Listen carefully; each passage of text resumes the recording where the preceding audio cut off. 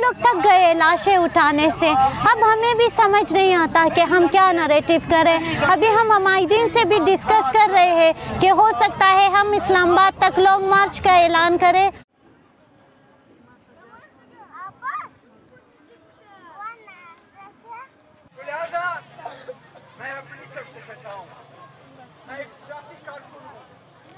ये धरना हम इस बात को उजागर करने के लिए दे रहे हैं कि पाकिस्तान के सियासी कारकुन, पाकिस्तान के दानिश्वर, मुफक्किर, हम उनसे ये कह रहे हैं कि हमारी तमाम कोशिशें नक्श बराब साबित हो चुकी है।